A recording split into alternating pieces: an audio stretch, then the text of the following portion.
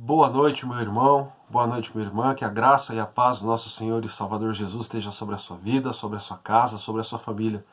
Que você se sinta abraçado pelo Espírito Santo, que você se sinta confortado com a sua presença, né, em você.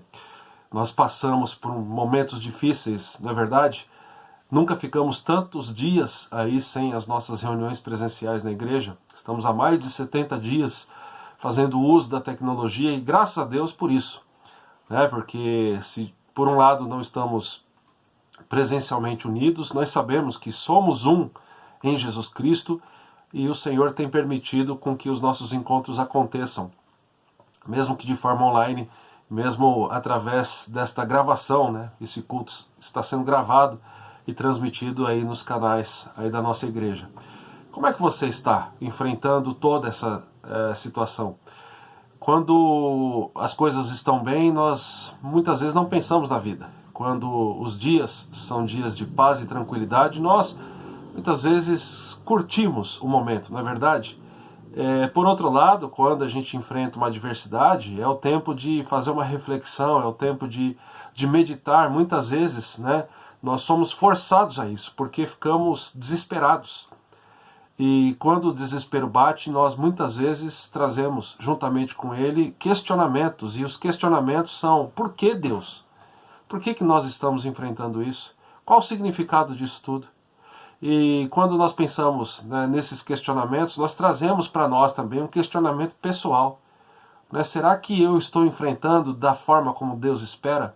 Será que de fato eu estou sendo diferença na vida das pessoas? É um questionamento legítimo, né? E nós, neste momento aqui de culto, nós vamos fazer uso da palavra de Deus para isso. Um texto que provavelmente você vai pensar assim: de novo, pastor, esse texto? Mas é um texto que traz para nós, né, essa reflexão tão preciosa para enfrentarmos como igreja do Senhor, né, esse momento que estamos de fato passando. Filipenses 1, verso 27, Epístola de Paulo aos Filipenses 1, verso 27, né, o texto para a nossa meditação nesta noite, texto que traz para nós, né, essa possibilidade de refletir acerca do enfrentamento dessa adversidade tão grande. É um texto que é um chamado, de certa forma, para nós, para refletirmos sobre a nossa conduta, refletirmos sobre a vida que de fato nós temos em Cristo, sobre como nós estamos ou não estamos passando esta vida, passando esses princípios para as pessoas. Né? De fato, a gente precisa fazer a avaliação se estamos vivendo ou se não estamos vivendo esses princípios para nós. O texto nos diz assim: vivei acima de tudo por modo digno do Evangelho de Cristo. É um chamado. Para que, ou indo ver-vos ou estando ausente, ouça no tocante a vós outros que estáis firmes em um só espírito, como uma só alma, lutando juntos pela fé evangélica. Vivei. É um chamado que Deus tem para nós. Falando um pouquinho da carta, é sempre bom a gente situar. Ela é escrita por Paulo aproximadamente no ano 62 depois de Cristo, quase que 100% de certeza escrita enquanto Paulo estava em Roma. Quem eram os seus receptores? Aqui a gente já tem uma informação muito interessante, né, para a gente aplicar essa carta nas nossas vidas. A igreja de Filipos, uma igreja que foi fundada por Paulo, Silas e Timóteo, aproximadamente entre os anos 48 e 49 depois de Cristo. Uma igreja que ela era composta quase que em 100% dos seus membros de gentílicos, ou seja, de gente que em um determinado momento da vida conheceu a Jesus. Gente que não nasceu, não teve berço evangélico, vamos dizer assim, não teve o seu nascimento, não teve a sua vida desde a tenra infância, né, onde a pessoa se enxerga como um cristão. Eu, né, tive uma experiência diferente. Eu me enxergo como um cristão presbiteriano desde, né, de que eu era um bebezinho, desde quando a minha mãe, pela graça de Deus, me levou lá para ser batizado na igreja. Mas essa igreja de Filipos era composta de pessoas que muitas delas conheceram o Evangelho de Jesus depois de adultas. Então, quando você conhece o Evangelho depois de adulto, você tem com você um estilo de vida que é muito próprio de quem não conhece o Evangelho. É um estilo de vida onde talvez você tenha sido ensinado assim: olha, os princípios são os meus princípios, os valores são os meus valores. Mas quando você se rende ao Evangelho, você percebe que Jesus, ele tem um chamado para nós. E esse chamado está claro nesse texto. Vivam, acima de tudo, por modo digno do Evangelho de Cristo. Né? Então isso aqui já é uma informação muito interessante. Uma igreja composta, né, quase que na sua totalidade de gentílicos. Né? E fundada aí, como eu disse, por Paulo, Silas e Timóteo. Quais são as ênfases dessa carta? Essa é uma carta conhecida como a carta da alegria. Né? E a ênfase, né, algumas delas eu vou destacar aqui, a parceria de Paulo e os filipenses no Evangelho. Se por um lado esses homens, muitos deles não vieram de berço, né, cristão, né, eles participavam muito na obra do Evangelho junto com Paulo. Uma outra ênfase era que Paulo vai dizer que Cristo é absolutamente fundamental para toda a vida, né, do início ao fim. Ou seja, a partir do momento em que aqueles homens, que aquela igreja teve o seu conhecimento acerca da vida de Jesus, teve o seu início, teve o seu batismo com Cristo, Cristo é excepcionalmente, né, é completamente essencial para a vida. Conhecer a Cristo, uma outra ênfase, tornando-se como Ele em sua morte. Então a gente percebe aqui que através dessa carta, Paulo está dizendo para aqueles cristãos e também para nós, que o conhecer a Cristo e o transformar-se cada dia mais, né, em um homem e uma mulher parecido com Cristo é essencial para as nossas vidas. Aqui a gente começa a perceber, né, que Jesus ele entra na nossa vida não para que a gente tenha apenas acúmulo de informação, mas para que nós sejamos de fato transformados. Uma outra ênfase que alegrar-se em Cristo é algo que acontece na vida do cristão, mesmo quando ele passa por dificuldades. Então, se nós temos vida em Cristo, nós precisamos ainda cultivar essa alegria, porque a nossa alegria está fundamentada nele. Ele é o fundamento da nossa alegria, da nossa esperança, da nossa fé. Então, mesmo quando nós passamos por dificuldades, mesmo quando enfrentamos aí a Covid-19, nós não perdemos a nossa alegria, nós não perdemos a nossa fé, nós não perdemos a nossa esperança. E essa carta também vem para falar de uma forma muito direta acerca da unidade, a unidade por meio da humildade e do amor. Então a gente começa a perceber que de fato Cristo nos uniu, que existe de fato uma união entre nós, uma união que não deve ser quebrada em momento nenhum, porque ela está vinculada a Jesus, a certeza e a busca do prêmio final. Ou seja, para aqueles que de fato descansam em Cristo, para aqueles que de fato confiam nele, né, o estilo de vida, o chamado, né, respondido por cada um de nós, ele vai demonstrar, né, a importância que nós damos para essa unidade. Nós somos membros da Igreja Presbiteriana Getsemane e precisamos, à luz, né, destas ênfases aqui, entender que nós somos membros desta igreja porque Cristo nos colocou aqui. E isso é algo muito forte, algo muito... tem muita... muito amor, tem muita dignidade nisso, né? A gente descansa em saber que nós estamos aqui não pela nossa própria escolha, mas pela escolha de Cristo. Isso tem muito significado.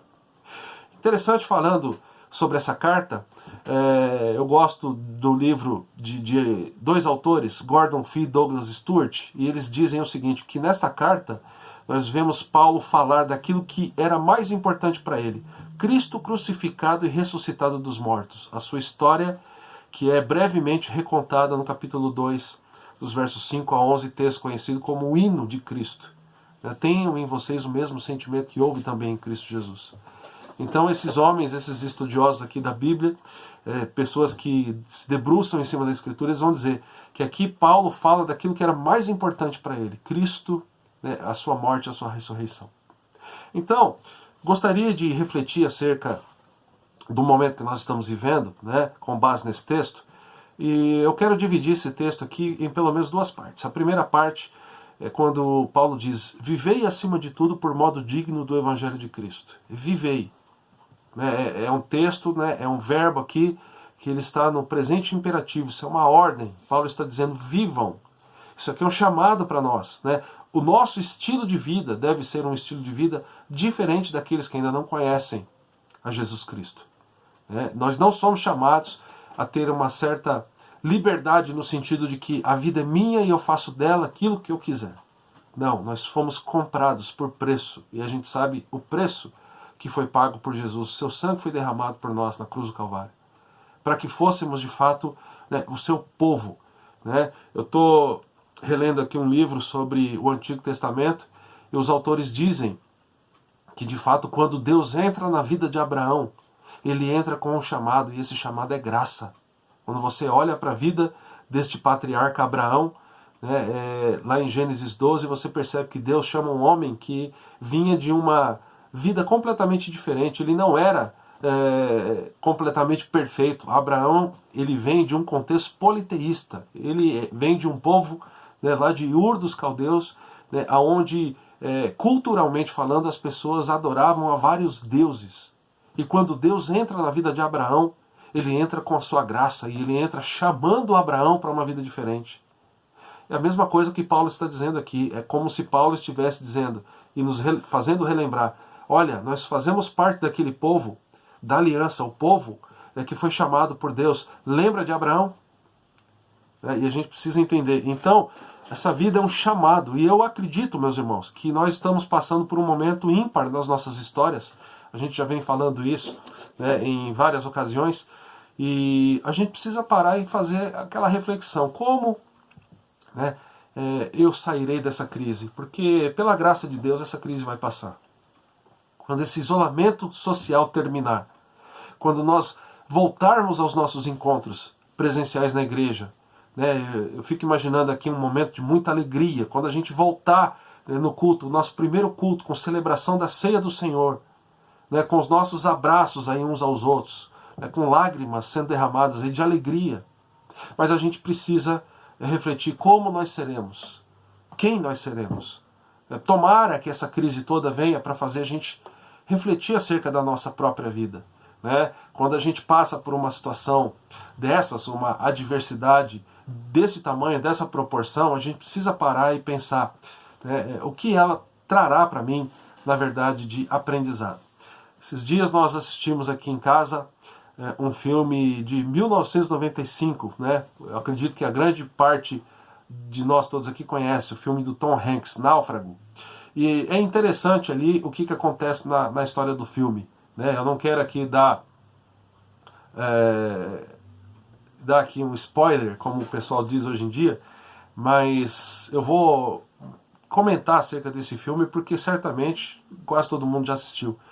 Tom Hanks, ele é um empregado da FedEx, né, da empresa como se fosse os Correios lá nos Estados Unidos, e fazendo uma viagem ali, perto dos dias do Natal, perto da véspera do Natal, o avião dele cai no mar e ele fica perdido. Né? Ele pega ali uma boia salva-vidas, né, e ele consegue se salvar e ele acorda em uma ilha.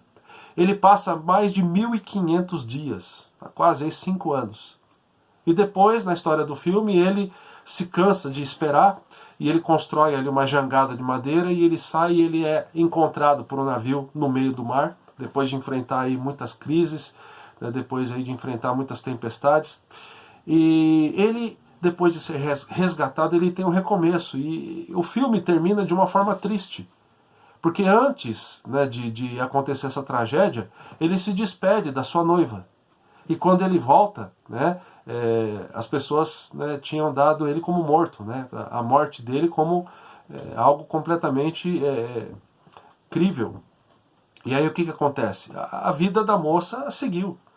Né, como aquela expressão que as pessoas usam muito, né, a fila andou, e ela se casou, e ela teve a sua filha. E Tom Hanks se vê ali, né, agora que ele foi resgatado, a sua esperança quebrou, e ele tem que seguir com a vida dele. E o filme termina, né, com ele perdido em uma encruzilhada. E a mensagem que esse final traz é que ele estava perdido, mas que ele tinha que recomeçar a sua vida. Né? De certa forma, isso aconteceu na vida dos cristãos filipenses, porque muitos não vieram de berço, né, com o conhecimento do Evangelho. Mas eles estavam ali em um momento onde eles conheceram a nova realidade. Assim como Tom Hanks, ele teve que se deparar com uma realidade diferente, nós também, né, precisamos entender que isso já aconteceu nas nossas vidas. Em um certo momento estávamos perdidos. Depois que Cristo entra na nossa vida, nós não estamos mais perdidos. e se nós não estamos mais perdidos porque Cristo entrou na nossa vida, meu irmão, a gente precisa fazer uma reflexão muito séria aqui. Por que muitas vezes nós andamos completamente desanimados? Por que nós andamos completamente tristes? Por que nós olhamos, né, para essa crise e muitas vezes nós temos menos esperança do que amigos nossos que não conhecem o Evangelho? Parece que eles têm mais esperança e mais fé nas nossas vidas. Daí a gente precisa, então, à luz desse texto, responder como que eu tenho enxergado e como tem sido a minha resposta, né, a esse chamado. Vivam acima de tudo por modo digno do Evangelho de Cristo. Como nós estamos hoje? Qual é o nosso atual estilo de vida? Estou fazendo a releitura de um livro que eu já deixo aqui recomendado para você ler, um livro do pastor norte-americano Peter Scazzero, chamado Espiritualidade Emocionalmente Saudável. Ele trabalha uma grande verdade nesse livro. Não dá para sermos maduros espiritualmente se não tivermos maturidade também nas nossas emoções, no lidar com as nossas emoções, né? E ele, nesse livro, ele diz que muitas vezes nós agimos com base na nossa cultura e na nossa origem familiar, ao ponto em que a nossa vida deveria ser diferente. Nós deveríamos agir, né? O nosso estilo de vida deveria ser relacionado à nossa nova vida em Cristo. E ele também vai deixar isso claro quando ele fala da questão de pessoas que desistiram da fé. E quando eu olho para a situação que nós estamos enfrentando, quando eu converso com outros pastores, a gente tem refletido e muitas vezes a pergunta é como a igreja será após essa pandemia, após esse isolamento social. E eu já falei e também já ouvi de que algumas pessoas talvez desanimem e se afastem da igreja, né? Ao passo que algumas outras que tempos atrás se desanimaram, elas voltem, porque agora elas enxergam através dessa dificuldade a sua pequenez, a necessidade que de fato elas têm de Deus, né? Mas se a pessoa não tem e nunca teve uma vida transformada, existe aí um risco da pessoa se afastar. E ele fala disso nesse livro e ele vai chamar esse problema de desertores da igreja. Ele vai fazer uma pergunta e trazer uma resposta. Por que muitas pessoas que conheceram o Evangelho em algum momento da vida se afastaram, e se afastaram de Deus e se afastaram da igreja? E ele diz algo muito interessante, abre aspas.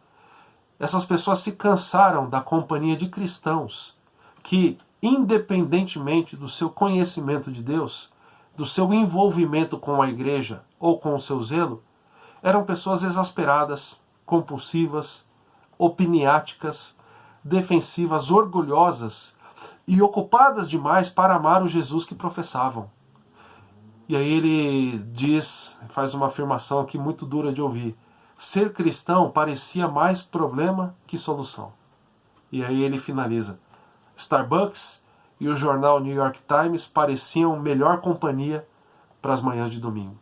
Então, o que eu quero trazer e por que eu estou dizendo isso? Porque o chamado que o Evangelho traz, o chamado que este verso tão importante aqui, que faz parte da Bíblia, que faz parte da revelação de Deus para nós, né, é um chamado que tem que fazer a gente refletir. Será que eu tenho acumulado informação ou eu tenho de fato vivido uma vida transformada? Será que de fato as pessoas olham para mim e enxergam uma pessoa problemática? E meus irmãos, como nós temos visto isso nesses dias? Se você tem conta no Facebook, certamente você já deve estar aí cansado de ver tanta crítica, de ver tanta briga, e muitas vezes as brigas vêm por meio dos cristãos. Eu nunca me esqueço de um comentário que eu ouvi certa vez sobre um post, sobre uma frase que foi colocada ali no Facebook por um pastor. O pastor colocou lá uma frase para trazer ali uma discussão, para trazer uma polêmica, e aquilo virou uma briga tão grande, né? E aí eu estava olhando alguns comentários e eu vi um comentário de um rapaz dizendo o seguinte: por isso é que eu não sou mais crente, por isso é que eu saí da igreja, porque vocês não sabem fazer outra coisa a não ser brigar. Eu nunca mais esqueci desse comentário, né? E o Peter Scazzero, ele vai falar dessa questão, né? Ele vai trazer esse problema, essa problemática. Ele diz que para sermos quem Cristo deseja que nós sejamos, nós precisamos então dessa maturidade. Meus irmãos, o que o mundo está precisando é enxergar Cristo. E Cristo não vai vir, né, em pessoa, porque ele tem representantes aqui. Né? Ele virá ainda, certamente. A Bíblia fala da sua segunda vinda, isso é certo, eu não duvido disso, isso é bíblico. Mas Cristo, ele chamou a mim e chamou a você para que através das nossas vidas, para que o nosso estilo de vida demonstre então quem ele é. Ser cristão é ser um seguidor dele. E eu preciso então refletir para perceber, né, se de fato eu estou obedecendo Jesus. Eu estou vivendo por modo digno do Evangelho de Cristo. As pessoas estão necessitadas de Jesus. E pela graça as igrejas estarão cheias. Eu oro para que isso aconteça. Ao final deste isolamento social, que a gente tenha lá, em cada culto, em cada reunião, pessoas que estão ali na igreja procurando saber quem é esse Jesus. Procurando saber quem é Deus. E as pessoas querem enxergar esse Jesus em mim e em você. Antes de ler as Bíblias, as pessoas lerão as nossas vidas. A gente sabe disso e a gente precisa refletir acerca disso. E é muito interessante também que o Peter Scazzero vai dizer que quando as pessoas se tornam desertoras da igreja, é porque elas não viram, né, por exemplo, os frutos do Espírito. Paulo também vai trabalhar disso em Gálatas. Né? Quais são os frutos do Espírito? Eu vou até fazer uso do livro dele aqui, porque ele coloca algo fantástico, e ele diz o seguinte, nós sabemos, né, Gálatas vai dizer amor, alegria, paz, paciência, amabilidade, bondade, mansidão e domínio próprio. Então eu quero trazer aqui o que ele coloca, para você refletir se isso tem sido realidade na sua vida. O que é amor? Afeição pelos outros. Então pense nas suas palavras, pense nas suas ações, pense no seu estilo de vida como um todo. Você tem demonstrado afeição pelas pessoas? Alegria, ou seja, exuberância a respeito da vida. A alegria de Jesus está em nós. Mesmo enfrentando dificuldades, nós temos passado essa mensagem de que existe condição, existe possibilidade de fato de sermos alegres. Paz, ou seja, tranquilidade. Isso tem marcado a nossa vida. A gente consegue deitar a nossa cabeça no travesseiro e por mais que a gente enfrente dificuldades, a gente consegue agradecer a Deus. Paciência, ou seja, disposição em manter-se fiel. Temos sido pacientes, somos fiéis. Amabilidade, ou seja, o senso de compaixão no coração. Bondade, aquela convicção de que uma santidade básica permeia coisas e pessoas. Fidelidade, ou seja, envolvimento em compromissos leais. Mansidão, não precisar forçar o nosso caminho na vida. E domínio próprio, capacidade de empregar energias sabiamente. Meus irmãos, a gente precisa refletir acerca disso, porque temos uma oportunidade ímpar nas nossas mãos. As pessoas sairão desta pandemia, né, com muita fome de Deus. E as pessoas esperam ver Deus através dos seus seguidores, através de nós. Então ele menciona os frutos do Espírito e Scazzero ainda diz, né, algo que deve fazer parte da nossa reflexão. Por que que muitas pessoas, né, saíram das igrejas? Ele vai dizer porque uma espiritualidade rasa, quando ela faz parte da igreja, ela não produz qualquer profunda mudança de vida em Cristo, nele e nas outras pessoas. E ele conta a história do seu pai. Ele diz que o pai dele era uma pessoa muito fria emocionalmente. Né? O pai dele foi casado com a sua mãe por muitos anos, mas ela vivia uma vida de tristeza. Porque ele não se abria, porque ele não demonstrava alegria, mas ele todo domingo estava na igreja.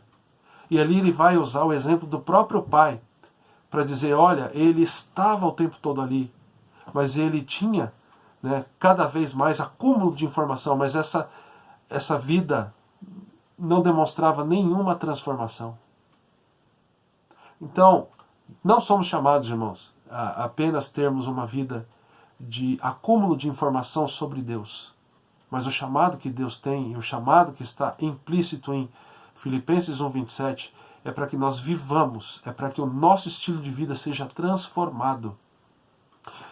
O Tom Hanks, ele se vê então ali em uma encruzilhada e ele se vê na obrigação de escolher um caminho para a vida. Escolha você também, daqui para frente. Não, a gente não precisa esperar esse isolamento social terminar, mas que o nosso pedido a Deus, o nosso clamor seja que, Senhor, quando este momento terminar, quando a vida voltar à sua normalidade, pela graça do Senhor isso vai acontecer, e logo que nós saiamos dessa crise diferentes, que nós saiamos transformados. A segunda parte do versículo diz, depois do chamado para vivermos de modo digno do Evangelho de Cristo, para que, com qual finalidade? Ou indo ver-vos ou estando ausente, ouça no tocante a vós outros, que vocês estão firmes em um só espírito, como uma só alma, lutando juntos pela fé evangélica. Aqui pelo menos 3 palavras saltam à minha mente quando eu leio essa parte B desse versículo 27. Para que, ou indo ver-vos ou estando ausente, ouça no tocante a vocês. Paulo está dizendo, olha, lembrem-se do testemunho que vocês têm que passar. Então eu preciso dessa maturidade, você precisa dessa maturidade espiritual. E o Escaseiro vai dizer algo que a cada dia que passa tem ficado mais claro no meio dessa crise da Covid-19. Nós precisamos também de uma maturidade nas nossas emoções, na nossa vida, para que a gente viva de fato isso que Deus quer. Eu preciso então colocar as minhas emoções nas mãos do Senhor para que de fato aquilo que esteja enchendo a minha vida seja a alegria de Deus. Ele vai dizer nessa carta, alegrai-vos, Senhor. Outra vez eu digo, alegrai-vos. Uma pessoa emocionalmente matura, ela não percebe isso, e ela, mesmo com o conhecimento da Bíblia, mesmo com o conhecimento do Evangelho, ela vive uma vida de infelicidade, e não é esse o chamado de Deus para nós. Se é imperativo viver acima de tudo por modo digno do Evangelho, se você continuar a ler Filipenses, você vai ver, pelo menos em 2 ocasiões, outros imperativos. Alegrem-se no Senhor. Outra vez eu digo, alegrem-se. Então, eu preciso dessa maturidade, e através desta maturidade, eu estarei ali dando um bom testemunho. Para que as pessoas, olhando para nós, ou ouvindo acerca da nossa vida, no tocante a vós outros, elas percebam o nosso testemunho, e esse testemunho é que nós temos perseverança. Quando Paulo diz, no tocante a vós outros, que estáis firmes, firmeza, perseverança, e firmes em um só espírito, como uma só alma, lutando juntos pela fé evangélica. Então a primeira palavra que essa parte B do versículo salta aos meus olhos é a questão do testemunho. Filipenses 1, 27 também está dizendo, Deus entrou na sua vida e Ele espera que você dê um bom testemunho, para que, ou estando ausente, ou indo ver-vos, no tocante a vocês, que vocês estejam dando um bom testemunho, que vocês estão firmes. Muitos irmãos estão desanimados, e a Bíblia diz que nós devemos consolar, nós devemos procurar, nós devemos cuidar daqueles que estão nessa situação. Por quê? Porque a perseverança também é algo que deve fazer parte das nossas vidas. E aqui a questão da unidade, em um só espírito, como uma só alma, lutando juntos pela fé evangélica. Esses dias eu estive conversando com um outro pastor, e ele trouxe uma questão que até então eu não tinha pensado. Ele disse assim, estou preocupado com os irmãos da minha igreja. Eu disse, por quê? Ele falou, porque eu não tenho jeito para fazer live. Me desculpa, meu irmão, mas eu não tenho jeito para isso. Eu não consigo, eu não tenho essa naturalidade, eu não tenho esse conhecimento. E aí ele falou com um ar de preocupação, e isso me traz muita preocupação. Eu falei, por que, meu irmão? Ele disse, porque se por um lado eu não faço, tem outros irmãos que estão fazendo, e tem muitos membros da minha igreja que ficam ávidos por receber essas informações, e já recebi até críticas porque eu não faço. Ah, pastor, você não faz, então eu tenho que ouvir do outro. E aqui, meus irmãos, a gente precisa tomar um cuidado muito grande, porque isso me fez refletir também. Cuidado com excesso de lives, cuidado com excesso de reuniões virtuais, cuidado para que você não comece a querer olhar né, para outra igreja e achando, ela é melhor do que a minha. Por quê? Porque você foi chamado para fazer parte da igreja onde você está. Se você é membro da igreja presbiteriana Getsemane, você foi chamado por Deus para fazer parte dela.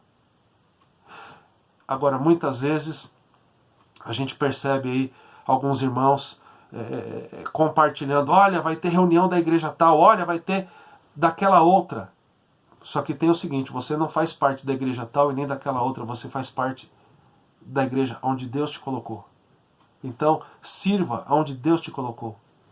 É isso que Filipenses está dizendo. Então, a gente precisa entender que nós somos chamados por Deus a viver. O nosso estilo de vida tem que ser um estilo de vida pautado, né, por aquilo que nos foi trazido por Cristo. E a gente também tem que lutar para dar um bom testemunho. Nós precisamos ser perseverantes, precisamos cuidar dessa unidade. Quando eu digo que a gente precisa cuidar do excesso de lives e reuniões virtuais, eu não quero apenas aqui trazer uma crítica. E o pastor Alexandre está dizendo que é problema, que é pecado a gente participar. Não, é bom e a gente precisa orar. Mas lembre-se de uma coisa muito importante, né? Você não é chamado a simplesmente ter cada vez mais e ter em excesso informação. O chamado de Deus para a sua vida é transformação.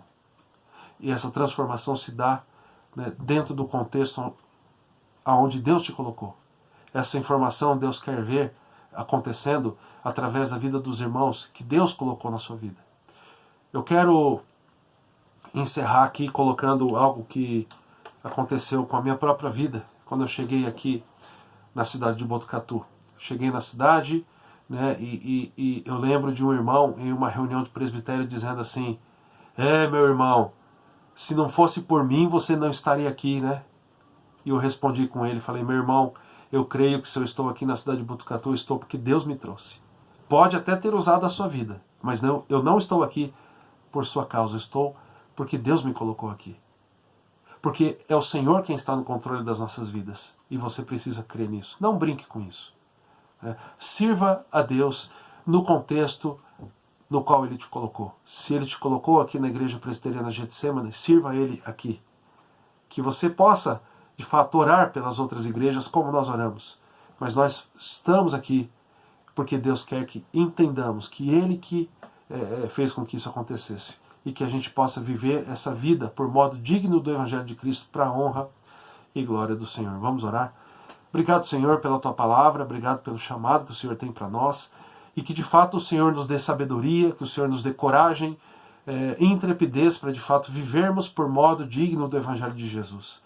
Para que as pessoas olhando para nós, ou ouvindo falar acerca do nosso procedimento, elas enxerguem um bom testemunho, enxerguem que somos perseverantes, enxerguem que nós lutamos pela unidade e que nós valorizamos a vida uns dos outros, porque é isso que o Senhor espera, é isso que o Senhor deixa claro na Tua palavra. Oramos, clamando ao Senhor, Pai, mais uma vez, que perdoe os nossos pecados e nos dê sabedoria, para que esta vida seja de fato a nossa vida. Nós oramos em nome do Senhor Jesus. Amém e amém. E que a graça do nosso Senhor e Salvador Jesus, que o amor do nosso amado e eterno Pai, que a comunhão e o consolo do Santo Espírito estejam sobre as nossas vidas e sobre todo o povo do Senhor, hoje e para todo sempre. Amém e amém. Que você tenha uma semana de graça e que nessa semana Jesus continue a transformar a sua vida. Coloque-se nas suas mãos para que isso aconteça. Deus te abençoe.